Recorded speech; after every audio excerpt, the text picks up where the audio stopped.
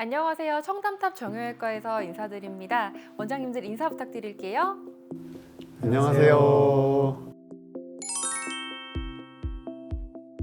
네, 오늘은 무릎의 퇴행성 관절염에 대해서 알아보도록 하겠습니다. 어떤 질환인지 설명 부탁드릴게요. 무릎의 퇴행성 관절염은 무릎에 있는 연골이 닳게 되면은 뼈끼리 부딪히게 되고 염증이 생기고 무릎이 붓고 아프게 됩니다. 이를 무릎의 퇴행성 관절염이라고 합니다. 엑스레이와 초음파를 이용해서 진단이 가능합니다. 엑스레이 상에서는 이 뼈가 자라나고 관절의 간격이 좁아지는 것을 확인할 수 있고요. 초음파 상에서는 무릎에 물이 차고 연골판이 밀려나와 있는 것을 확인해 볼 수 있습니다. MRI를 촬영하지 않고도 진단이 가능합니다.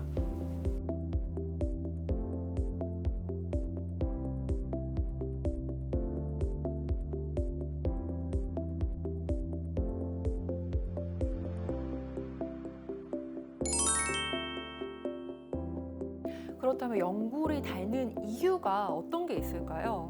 크게 외상 그리고 퇴행으로 나눌 수가 있습니다. 우리 몸은 자동차랑 똑같습니다. 큰 사고가 나거나 오래 쓰거나 하면 마모가 됩니다. 무릎은 안정성을 잡아주는 구조물이 양쪽에 안쪽 바깥쪽에 타이어 같은 구조물, 반월상 연골판이라는 게 있고 앞뒤로 잡아주는 인대 그리고 주변을 둘러싸는 조직들이 있습니다. 근데 이런 것들이 찢어지고 또 주변에 염증이 생기면 조직들이 약화되고 그러면 무릎 관절이 불안정하게 됩니다.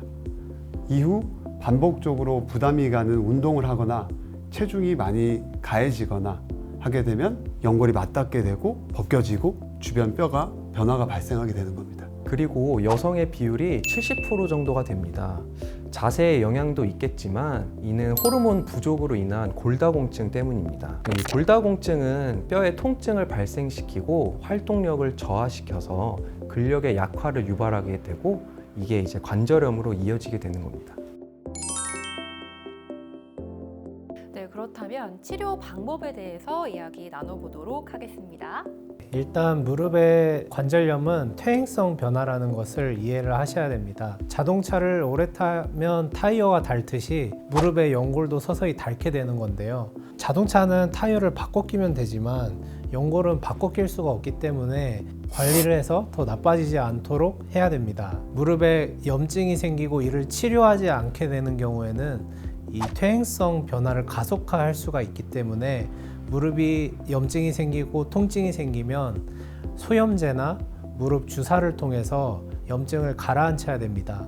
염증이 가라앉고 통증이 사라지게 되면 그때부터는 무릎의 안 좋은 자세, 예를 들면 쭈그려 앉거나 바닥에 앉거나 이런 자세가 안 좋거든요. 무릎의 안 좋은 자세는 피하고 무릎에 좋은 운동들을 하면서 관리를 해야 됩니다. 제가 한 가지 말을 보태면 바닥에 앉았다 일어날 때 체중의 한 10배 정도까지 가해진다라고 합니다. 그리고 일반적으로 걸어 다닐 때는 체중의 3배, 올라갈 때는 5배, 내려갈 때는 8배의 체중이 가해진다고 합니다. 체중이 많이 가해지는 자세는 어떻게든 피해야 되는 거죠.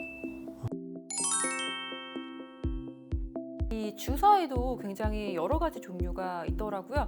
또 어떤 게 있을까요?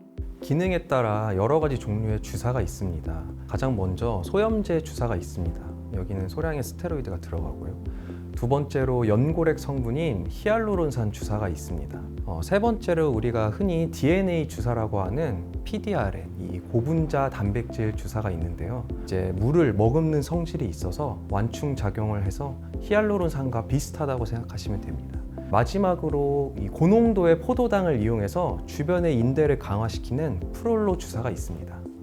환자분들께서 그 주사 이거 많이 맞으면 몸에 안 좋은 거 아니냐 이런 말씀 하시는 분들이 있거든요. 우리가 주로 무릎에 쓰는 성분은 히알루론산 주사인데 히알루론산이란 거는 실제로 피부과에서 얼굴에다가도 쓰기도 합니다. 이 탄력이나 주름을 개선시키기 위해서 쓰는 성분이기 때문에 이는 전혀 무릎에 해롭지가 않고 무릎 주사를 맞는다고 해서 내성이 생기지도 않습니다.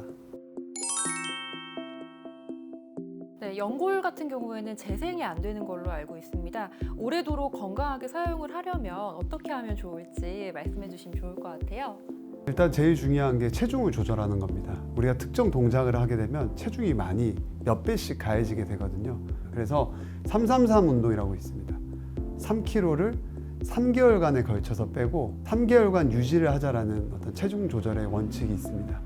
두 번째는 체중이 많이 가해지는 자세를 피해야 됩니다. 바닥에 앉는 거, 계단 오르락내리락 이런 것들을 피하는 거죠. 그리고 햇볕을 쬐면서 자주 걷는 게 되게 중요합니다. 그러면 뼈가 튼튼해지면서 골다공증도 예방할 수 있고 근력도 좋아지고 혈액순환도 좋아지게 됩니다. 그리고 소파라든지 다른 데 앉을 때도 무릎을 펴고 앉습니다. 평상시에 앉을 때는 무릎이 구부려져 있게 되는데 뒤에 있는 근육이 근긴장도가 올라갑니다. 그런데 무릎을 펴고 앉게 되면 뒤에 있는 근육들이 스트레칭이 되면서 추후에 안정화에 큰 도움을 받을 수 있습니다. 그리고 무릎을 둘러싸고 있는 근육을 강화시키는 것도 좋은 방법입니다. 환자분들 중에는 근력을 강화시킨다고 해서 열심히 스쿼트 하시는 분들이 있어요. 근력을 기르는 것도 좋지만 무릎에 부담이 가지 않게 체중이 가해지지 않는 게 중요합니다.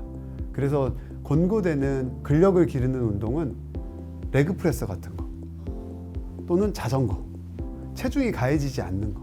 근데 스쿼트는 체중이 많이 가해지잖아요. 근육 조직을 강화해서 무릎의 안정성을 높이는 쪽으로 해야 됩니다. 또 요즘에 반월상 연골판이 조금 찢어졌다고 해서 이 반월상 연골판을 잘라내는 절제술을 하시는 분이 많거든요. 근데 이 반월상 연골판이라는 게 이 뼈와 뼈가 부딪히지 않게 사이에서 쿠션 역할을 해주는 구조물입니다. 반월상 연골판에 손상이 있더라도 가급적이면은 절제술 하지 말고 일단은 약물 치료나 주사 치료를 먼저 충분히 한 다음에 수술이 필요한 상황에서만 반월상 연골판 절제술을 하는 게 좋겠습니다. 오늘은 무릎의 퇴행성 관절염에 대해서 알아봤습니다. 청담탑 정형외과와 함께 하시면서 관절 건강 건강하게 유지시켜 보셨으면 좋겠고요. 저희는 다음에 더 유익한 정보로 인사드리도록 하겠습니다. 여러분들 안녕. 안녕.